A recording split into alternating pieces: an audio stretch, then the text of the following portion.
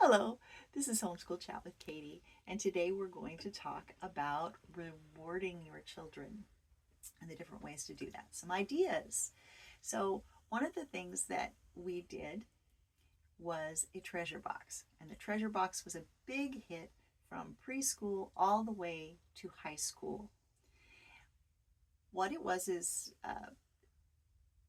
gifts, I guess you would say, small gifts that were put in a treasure box. And when the student did well, then the student got to pick something from the treasure box. So sometimes, it just depends on the grade and what your students are interested in. But that works really, really well as a reward system. The other thing that works really, really well is Q&A money games. So if your student has a hard time answering questions at the end of a curriculum chapter, then possibly start doing it orally and offering money for correct answers. That worked really, really well for me. And that was great for high school students as well.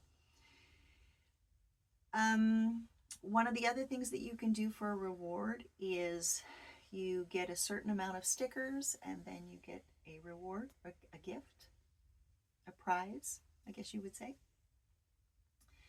I did that with math a lot. There was a period of time where there were a lot of math problems with flashcards, and you understand what I'm saying. For instance, multiplication tables, things like that. And that can be very mundane, and usually students don't like to do flashcards. So I would offer a sticker for every time we went through the stack. And by the time we went through it so many times, then my student got a prize. So that motivated my student and made it more fun because my student knew that she was earning to get a prize. The other thing that I've experienced, I don't know if I actually did this or not, but I was a part of this when I was a kid growing up, and that is earning free time. When I was in 5th grade, there was a favorite teacher in the block of 5th grade teachers. He got permission to make a loft in his room, and as a reward, he would give free time to his students where they could go up into the loft. I think he gave them 3 different choices of what they could do. I know that one was reading. I was up there once, and I can't remember what for.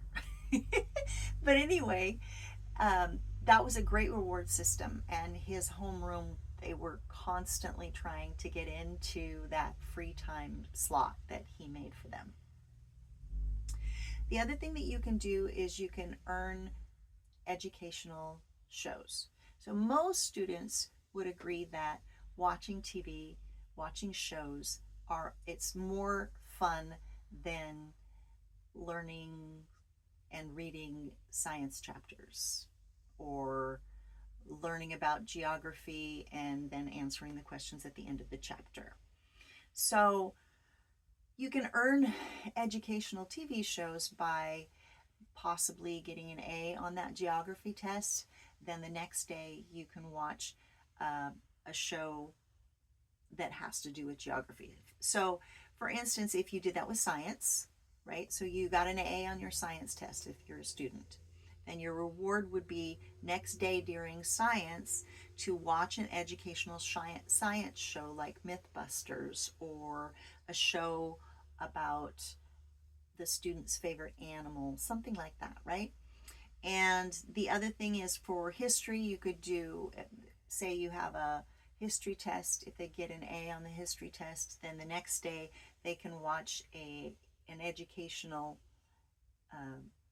TV show and a documentary on the Titanic, or watch Sunken Treasures, something like that, right? So that's about all I have for today.